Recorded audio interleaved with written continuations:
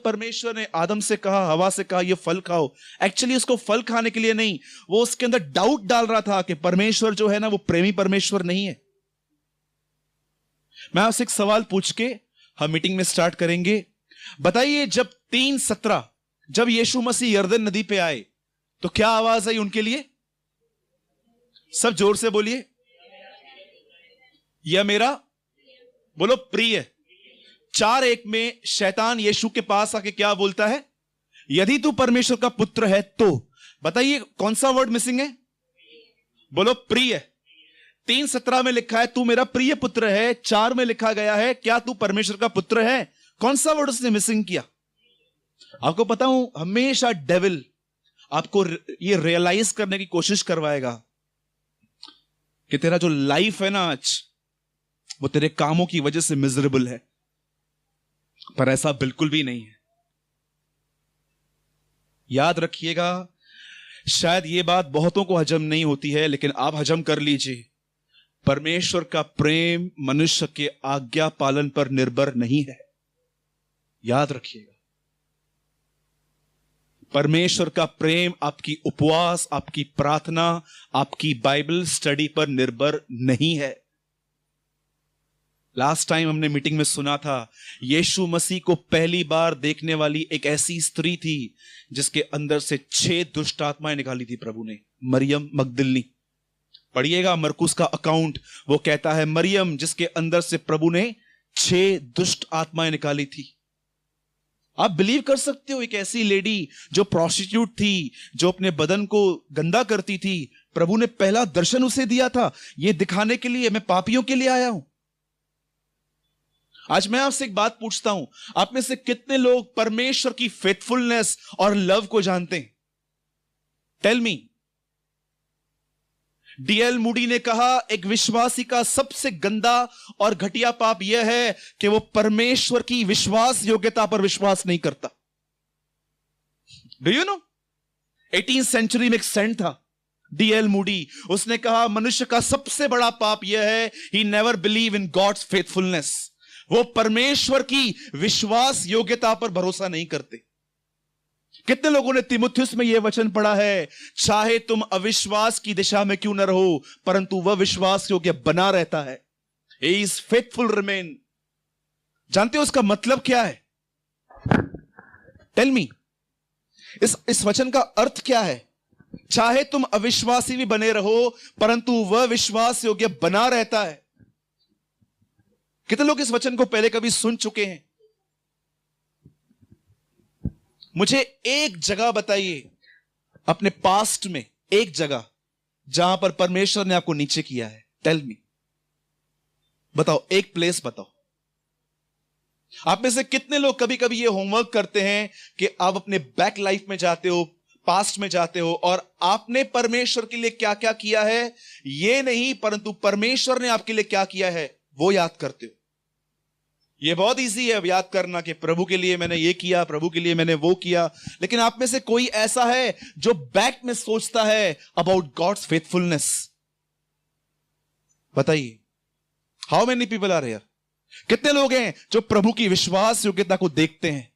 वो मत देखो। आपको पता है इंग्लिश में एक बहुत अच्छा वर्ड लिखा है कि जो लोग इस बात को भूल गए हैं कि प्रभु कितना विश्वास योग्य रहा है, लिखा है they are blind and short look. It means उनको अंधा दिखता है, अब वो धुंधले दिखते हैं, जो भूल गए हैं कि उन पर कैसी कृपा की गई है। आज मैं आपको 1 मिनट के लिए 1 मिनट देता हूं खाली आपको।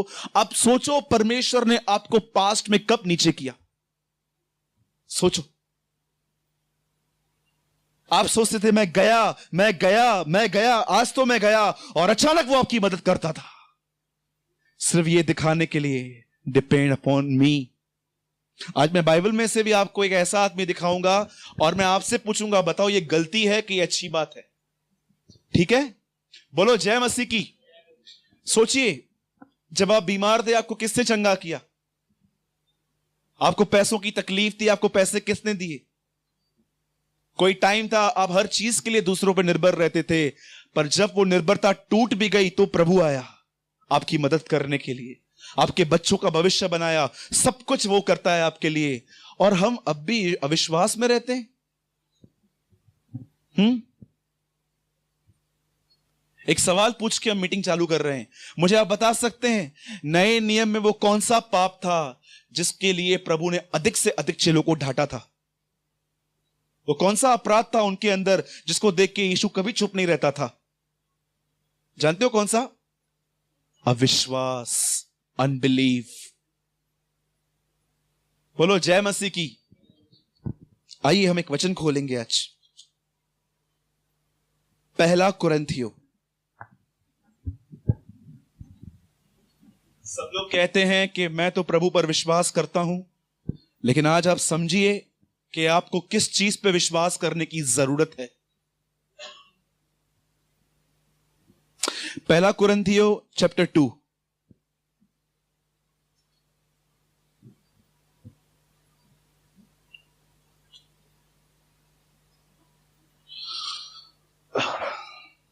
हम सब ओपन करेंगे पहला कुरिन्थियों। जिनके पास मेरी तरह बाइबल है 229 पेज नंबर है, और उसका पढ़ेंगे चैप्टर 2 5वां वचन।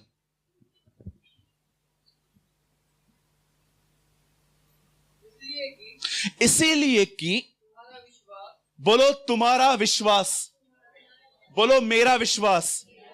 आप में से कितने लोग ये बात जानते हैं विश्वास परमेश्वर की तरफ से एक वरदान है? आप जानते हैं ये बात? How many people know faith is God's gift? आप जानते हो क्या लिखा है पत्रस के अंदर? विश्वास परमेश्वर की ओर से पवित्र लोगों को एक ही बार सौंपा गया है। हां पढ़िए ब्रदर। नहीं, स्टार्टिंग से पढ़िए। इसलिए कि तुम्हारा विश्वास मनुष्यों के ज्ञान पर नहीं परंतु बोलो निर्भर हो। बोलिए निर्भर। आप जानते हैं बाइबल का ये इकलौता वचन है जिसमें विश्वास और निर्भर दोनों एक ही वर्ड में आए हैं। बोलो विश्वास और निर्भरता। आइए मैं स्टार्ट करता हूं, सब ध्यान दीजिए। बाइबल कहती है एक व्यक्ति था जिसका नाम था अयूब। बोलिए अयूब। और बाइबल यह भी कहती है कि शैतान ने एक ही दिन के अंदर उसके बच्चों को मार दिया, उसके बिजनेस को डिस्ट्रॉय कर दिया, और बाइबल यह भी कहती है कि एक ही दिन के अंदर उसकी प्रॉपर्टी खत्म हो गई। और जानते हैं जब इससे पूरा नहीं हुआ काम तो बाइबल कहती है शैतान ने उसे एक बीमारी दी। और जानते हो बीमारी क्या थी? उसके बॉडी पे इतने बड़े बड़े बॉयल्स हो गए थे, फोड़ियां हो गई थी। बाइबल कहती है वो ठीकरा लेके, एक छत का पीस लेके वो उससे इचिंग करता था, उसको खुजली होती थी।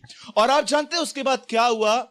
जब वो आदमी अपना सब कुछ गवा चुका, बाइबल कहती है वो टकला हो गया, उसने अपने ऊपर राख ओढ़ दी, उसका सब कुछ खत्म हो गया। उसके बाद उसकी पत्नी आके उससे कहती है एक काम कर, पहले प्रभु को गंदी गंदी गालियां दे, उसके बाद तू मर जा। और जानते हैं ये सब होने के बाद अयूब कहता है प्रभु ने दिया है, प्रभु ने लिया है, प्रभु का नाम धन्य है। और जानते हैं उसके बाद क्या हुआ? अब अयूब की एक गलती सुनिए, और मैं ये विश्वास करता हूं ये गलती मुझे पकड़ के सब करते हैं। जानते हो ये गलती क्या है? उसके पास 3 दोस्त आए, एक का नाम था एल्पीज और बिलदत, और एक कोई तीसरा फ्रेंड था जिसका नाम मैं नहीं जानता हूं ठीक से, मैं याद नहीं है मुझे। वो 3 आके बैठ गए। आप जानते हैं अयूब ने उनके साथ तीनों से बात करना चालू की, और ये तीनों अयूब को सिर्फ एक ही बात समझा रहे थे, तेरी जो कंडीशन है ना आज वो तेरे पापों की वजह से है। और अयूब जो है ना एक ही बात पर डटा हुआ था, नहीं ये मेरी गलती नहीं है, सर्वशक्तिमान परमेश्वर पिता ने मेरे साथ गलत किया है। और आप जानते हैं हुआ क्या? अयूब की ये कन्वर्सेशन कितना टाइम चली आपको पता है? इन 3 दोस्तों के साथ अयूब ने कितना समय बिताया आपको पता है? हां जी, 7 दिन। अब पूरी कन्वर्सेशन पढ़ लीजिए। अयूब ने अपने दोस्तों के साथ कम से कम 4 से 4.5 महीना बैठ के सिर्फ बातें की हैं। अब आप मुझे बताइए, उसके बाद बाइबल कहती है 19वें अध्याय में अयूब परमेश्वर की तरफ फिरा। और जानते हो किस वचन से फिरा? लास्ट में बातें कर करके वो इतने थक गए, लास्ट में अयूब उनको बोलता है तुम सब निकम्मे शांतिदाता हो, तुम्हारी यहां से मुझे शांति नहीं मिलने वाली है। और बाइबल कहती है वो वहां से फिरा, और जानते हो उसके बाद क्या हुआ? बाइबल कहती है परमेश्वर से उससे मुलाकात हुई, और परमेश्वर से मुलाकात होने के बाद अय्यूब कहता है मेरा छुड़ाने वाला जीवित है, माय रिडीमर लिव्स। अब मैं आपसे एक बात पूछता हूं, आप में से अभी ये जो स्टोरी है ना, आप यहीं पर होल्ड रखो, बोलो अय्यूब, बोलो अय्यूब। अब मैं आपको दूसरे आदमी से मिलाता हूं बाइबल के अंदर से, आप मुझे खुद बताइए आप इन दोनों में से क्या लर्न करते हो। बाइबल कहती है एक व्यक्ति था जिसका नाम था यहोशापात, बोलो यहोशापात। इसे पता चला कि 4 देश के लोग इस पर मारने के लिए आ रहे हैं, और जानते हैं इसने क्या किया? बाइबल कहती है इसने सबसे पहले प्रचार किया कि सब उपवास करेंगे, और जानते हो जिन लोगों ने उपवास किया उन लोगों को पकड़ के ये मंदिर में गया, और मंदिर में बाइबल कहती है इसने परमेश्वर को पुकारा, और परमेश्वर को पुकारने के बाद बाइबल कहती है पवित्र आत्मा एक आदमी पे उतरा, और उस आदमी ने यह भविष्यवाणी की कि तुम्हारा मन कच्चा ना हो, डरो मत, जाओ लड़ने के लिए, कल तुम बचाव देखोगे, परमेश्वर तुम्हारी ओर से लड़ेगा। और जानते हुआ क्या? यहोशापात सीधा वहां पर गया, और उसे जानते क्या देखा? जो उसको मारने आने वाले थे वो आपस में लड़के मर चुके थे, और यहोशापात वहां पर से ये गीत गाते गाते आया, यहोवा भला है, उसकी करुणा सदा की है, God is good, his mercies endure. ये बोलते बोलते बोलते वो आया। मैंने आपके सामने 2 स्टोरीज रखी है, एक अय्यूब की, दूसरी यहोशापात की। अब मुझे बताइए अय्यूब ने क्या मिस्टेक की जो यहोशापात ने नहीं की? अय्यूब परमेश्वर की ओर नहीं गया। और कोई? टेल मी, कोई और? आप जानते हैं ये जो बाइबल है इसे पढ़कर आप समझ सकते हो कि कुछ लोगों ने बहुत मेजर मिस्टेक्स की थी, और उसकी वजह से उन्होंने वो सफर हुए। आप उनमें से सीख सकते हो कि मैं ये ना करूं। आपको पता है अय्यूब की मिस्टेक क्या थी और यहोशापात की प्लस पॉइंट क्या थी? अय्यूब अपनी समस्याएं सिर्फ और सिर्फ लोगों के साथ शेयर करता था। मैं आपसे आज पूछता हूं, आप में से कितने लोग इस कैरेक्टर में चलते हैं कि आप पूरी दुनिया को बताते हैं अपनी तकलीफें और लास्ट में परमेश्वर के पास जाते हैं? लेकिन जानते हो यहोशापात में सबसे अच्छी बात क्या थी? वो दुनिया के पास नहीं, वो पहले परमेश्वर के पास गया और वो उसके सामने रोया, वो उस पर निर्भर रहा। अब मैं आपसे एक बात पूछता हूं, थोड़ा हम अभी यहोशापात के लिए सीखेंगे। मुझे बताइए यहोशापात परमेश्वर के पास किस तरह गया? टेल मी, वो किस तरह वहां पर गया? मैं आपसे बात पूछता हूं, जब आपके ऊपर लाइफ के प्रेशर्स आते हैं, जब आपके ऊपर संकट आते हैं, जब आपके कल के लिए कुछ आपके हाथ में नहीं रहता है, आप पहले किसकी ओर मुड़ते हो? मनुष्यों के ज्ञान पर, उनकी प्रतिज्ञाओं पर? आपको पता है कई लोग जिनके पास बहुत ही स्ट्रांग फाइनेंशियल हैं, जिनके पास बहुत ही स्ट्रांग लोग हैं, मैंने उन्हें देखा है वे परमेश्वर की तरफ जल्दी नहीं फिरते। Do you know? एक आदमी है जिसके पास बहुत पैसा है, उसका बच्चा बीमार है, वो क्या करेगा? प्रेयर करेगा, लेकिन उसके बैक ऑफ माइंड में क्या विचार होगा? ठीक है, अभी प्रभु ने ठीक नहीं किया तो मेरे पास पैसा तो है ही, मैं लेके जाऊंगा उसको बड़े से बड़े हॉस्पिटल में। आपको पता है अय्यूब ने क्या मिस्टेक की? मैं आपको सच कहता हूं, आपका लाइफ चेंज हो सकता है सिर्फ आप अपने जीवन में यह हैबिट लेकर आओ कि मैं पहले हर चीज परमेश्वर के पास ले जाऊंगा। अब मैं आपसे एक और सवाल पूछता हूं, बताइए परमेश्वर ने आदम को कौन से दिन पे बनाया था? हां, 6th डे। और परमेश्वर ने सबत का दिन कौन सा था? 5वां, 6ठा, 7वां? परमेश्वर ने आदम को पहली आज्ञा क्या दी थी? फर्स्ट कमांडमेंट, कि तू सबत का दिन, विश्राम का दिन मनाएगा।